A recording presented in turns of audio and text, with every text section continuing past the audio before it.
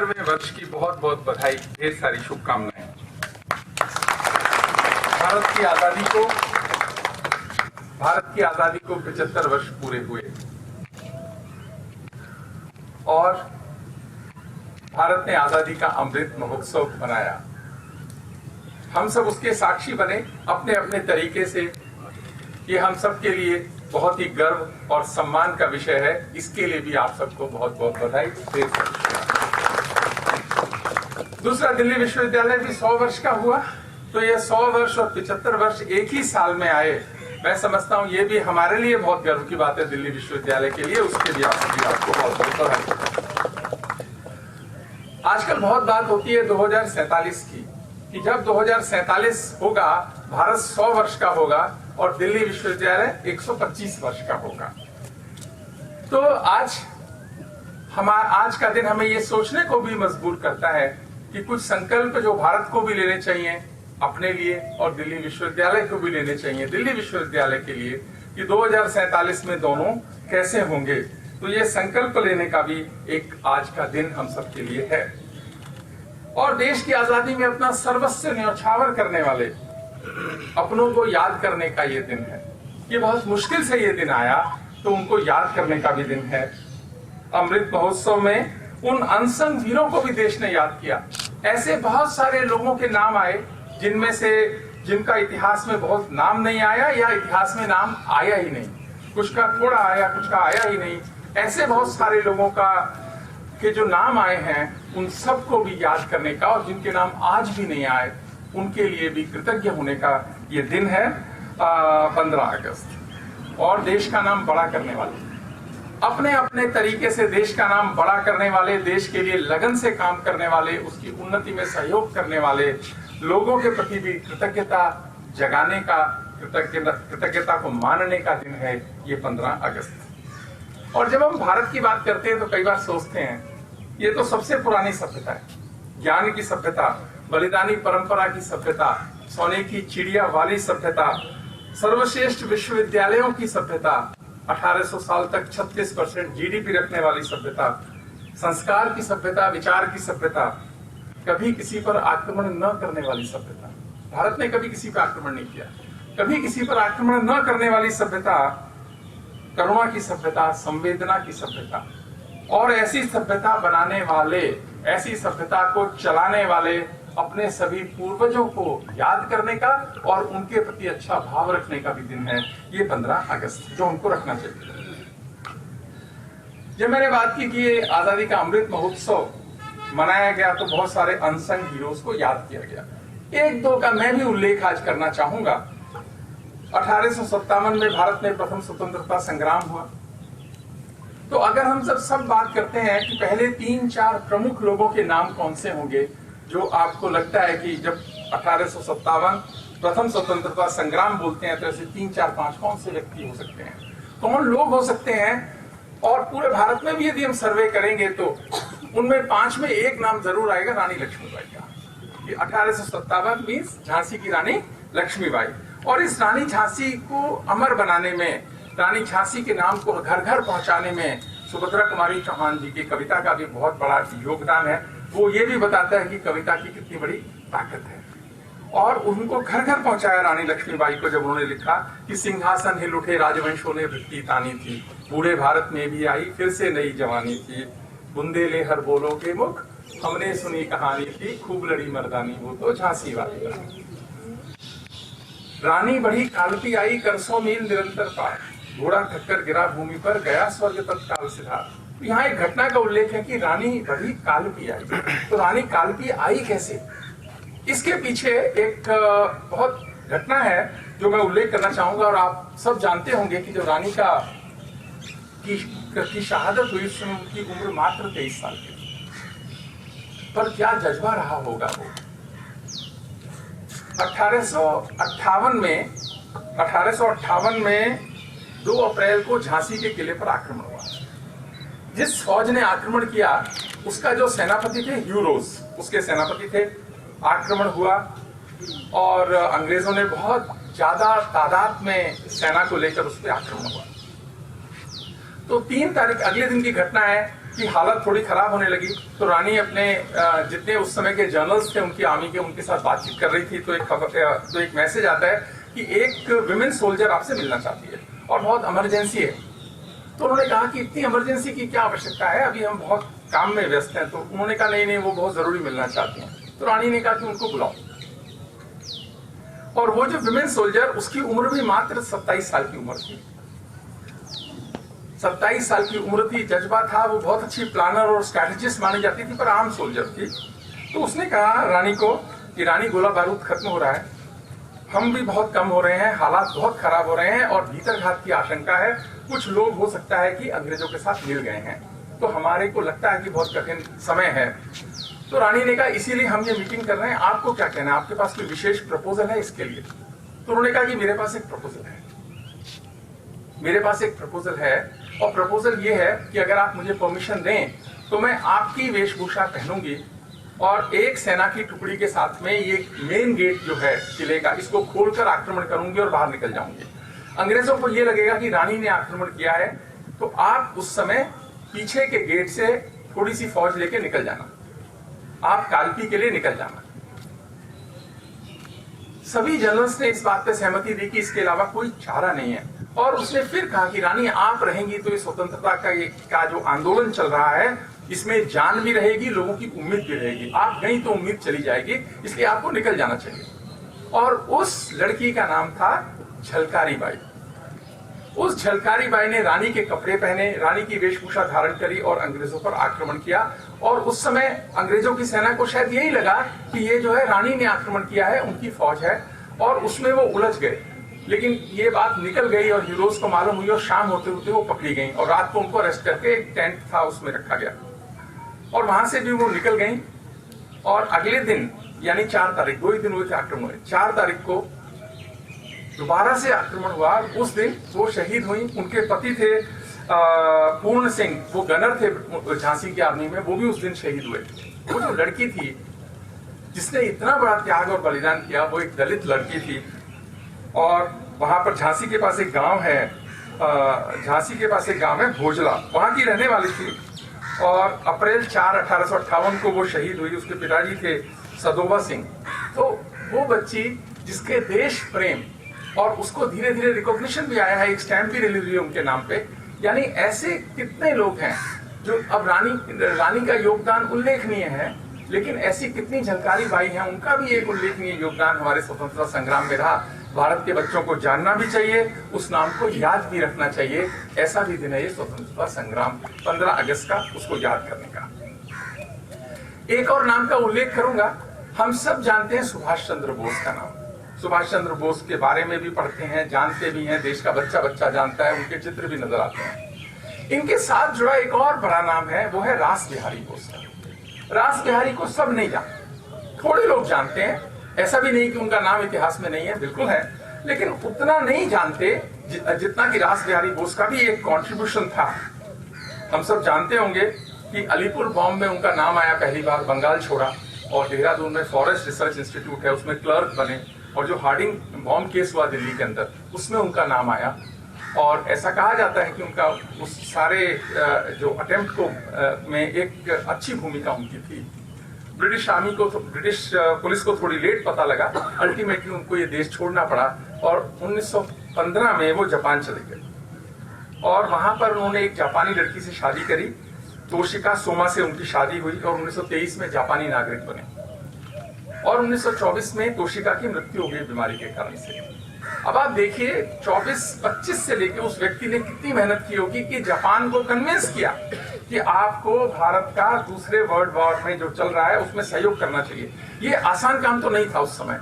और जब उन्होंने ये कन्विंस किया, समझाया, और आपको पता है कि 1942 में 9 अगस्त को भारत छोड़ हुआ, उससे पहले मार्च में टोक्यो में उन्होंने इंडिया इंडिपेंडेंस लीग की स्थापना करी और उसमें रेजोल्यूशन लिया गया इंडिया इंडिपेंडेंस लीग में कि एक इंडियन नेशनल आर्मी बनाई जाए, जिसको आजाद हिंद फौज माना गया। सिंगापुर मलेशिया और थाईलैंड और जो देशों के लोग, जहां पर कि जापान की सेना सेकेंड वर्ल्ड वॉर में जीत रही थी और भारत के लोग बंदी बन रहे थे ब्रिटिश आर्मी में जो थे, उनको जापान से लेना, देखो कहने में बहुत आसान लगता है, आज 75 साल बाद सोच के तो देखिए जापान क्यों कन्विंस हुआ होगा इस बात के लिए कि मैं इनको आर्मी दे दूंगा, पैसे दे दूंगा, सहयोग दे दूंगा। एक पॉलिटिकल स्ट्रेटेजी हो सकती है, लेकिन उसके बावजूद भी उसको कन्विंस करने में मुख्य भूमिका निभाई। आजाद हिंद फौज इंटरनेशनल आर्मी की स्थापना करी, और उसके बाद में यही वो व्यक्ति थे जिन्होंने सुभाष बाबू को इन्वाइट किया कि आप आइए और इसको संभालिए। रास बिहारी बोस न होते तो इतने साल, 20-25 साल की मेहनत के बाद ये इंटरनेशनल आर्मी बनी।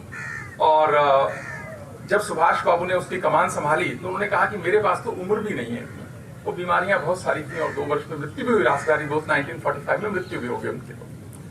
और आजाद हिंद फौज पे जब देशद्रोह के दिल्ली में केस चले 1945 के बाद, जापान के सरेंडर होने के बाद, मैं नहीं जानता आप में से कितने लोग इस बात को समझेंगे कि उसका एक बहुत बड़ा इंपैक्ट भारत के समाज पे भी पड़ा और भारत की आर्मी पे भी पड़ा। और ब्रिटिशर्स को भी सोचने पे मजबूर होना पड़ा कि कहीं आर्मी से भी विद्रोह हो गया तो उनका रहना मुश्किल हो सकता है। और हम सब जानते हैं कि पूरे उसमें ब्रिटिशर्स कभी भी 1 लाख से ज्यादा थे नहीं भारत में। 1 लाख 2 लाख लोगों ने इतने बड़े देश को कंट्रोल किया, और अगर ये लोग जो सहयोग करते हैं ये सहयोग नहीं करेंगे तो रहना उनको मुश्किल होगा। और रास बिहारी बोस को गवर्नमेंट, जापान की गवर्नमेंट ने भी 1943 में ऑनर किया, जो उनका जो हाईएस्ट फॉरेनर्स को देने वाला सिविलियन अवार्ड है, ऑर्डर ऑफ राइजिंग सन, वो उनको मिला। और भारत की सरकार ने भी 1967 में उनके नाम एक स्टैंप जारी करी। सरकारी बाई की भी एक स्टैंप अभी पीछे आई। तो ये सब वो अनसंग की शायद कैटेगरी में न भी आते हो, लेकिन इनका उल्लेख उतना हुआ नहीं। और शायद इस आजादी के अमृत वर्ष में हमने बहुत सारे लोगों ने इनका उल्लेख हुआ, लोगों ने जाना। ये सब मैं समझता हूँ जब ये कार्यक्रम लिया गया होगा तो जो सोचा गया तो ऐसे बहुत सारे लोगों के नाम आए। एक और नाम है यतीन्द्रनाथ दास का। पूरे वर्ल्ड हिस्ट्री में कोई ऐसा नहीं मिला होगा कि 63 दिन तक लगातार अनशन करने के बाद, ब्रिटिशर्स की पूरी कोशिश करने के बाद कि उनको खाना खिलाया जाए, दूध पिलाया जाए, और उनकी मृत्यु हुई, उनकी शहादत हुई 63 दिन के बाद में लाहौर की बोस्टन या कोट लखपत जेल के अंदर। सारा देश हतप्रभ था, छोटी सी उम्र थी, 22-23 साल की उम्र थी, और जो उनको नली डाली गई जिससे दूध पिलाने की कोशिश हुई, वो गलती से गलत डली और फेफड़ों में दूध गया, जिस कारण से उनकी मृत्यु हुई। और उनको बचाने का प्रयास हुआ होगा लेकिन वो हो नहीं पाया। पर जब उनका पार्थिव शरीर लाहौर से कलकत्ता गया, जिस स्टेशन पर भी वो ट्रेन रुकी, हजारों लोगों की संख्या में भीगे आंखों से सबने उनको लिया। और एक देश के माहौल में, देश में एक चेतना की जो भाव है वो यतीन्द्रनाथ दास ने कि इस घटना से हुआ। और उसके बाद 1929 में ही कांग्रेस ने का पहले अधिवेशन हुआ था कलकत्ता में, उसके बाद अगला अधिवेशन उन्होंने भी सोचा कि लाहौर में किया जाए। और कांग्रेस की सोच बदलने का भी बहुत बड़ा काम इस घटना ने किया कि देश में अब डोमिनेंट स्टेटस की बजाय पूर्ण स्वराज्य मांगा जाए, और वो फिर लाहौर से मांगा भी गया 1929 में। एक और नाम का उल्लेख करूंगा, लाला हरदयाल और भाई परमानंद। लाला हरदयाल और भाई परमानंद जी का जो उल्लेख गदर पार्टी उन्होंने बनाई अमेरिका से, वो एक बात है, भारत के सहयोग करने के लिए बनाई, भारत के क्रांतिकारियों के सहयोग करने के लिए बनाई, और उन्होंने सहयोग किया भी। पर बहुत सारे लोग उनका नाम उस तरह से नहीं जान पाए जैसे जितना कि उनका योगदान था। अखबार भी निकाले, और भारत से जो लोग यूरोप गए उनमें बहुत सारे लोगों की सहायता करने का काम भी इस गदर पार्टी ने भी किया। और लाला हरदयाल और भाई परमानंद का एक उल्लेखनीय योगदान है। ऐसे न जाने कितने अनगिनत लोग हैं जिन्होंने देश की आजादी के लिए अपने अपने तरीके से कंट्रीब्यूशन किया।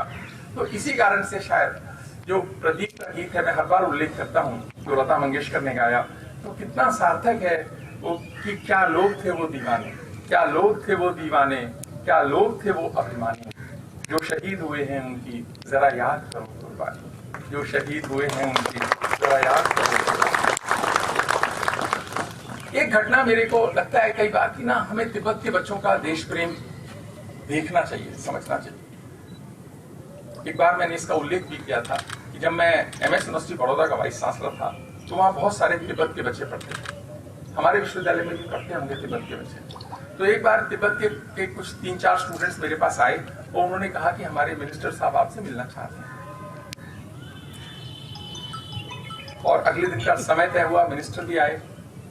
तो उन्होंने मेरे को कार्ड भी दिया कि minister for this and government of Tibet in exile operating from Dharamshala India. तो धर्मशाला से ऑपरेट करती है सरकार। तो उन्होंने कहा कि आपके यहाँ बहुत सारे बच्चे पढ़ते हैं, मेरा काम है उन विश्वविद्यालय में जाना और उनसे बात करना जहां पर हमारे बच्चे जाता हैं, और मेरी आपसे एक ही रिक्वेस्ट है कि इनका आप ख्याल रखना। ये वो अभागे बच्चे हैं जिनके पास देश तो है,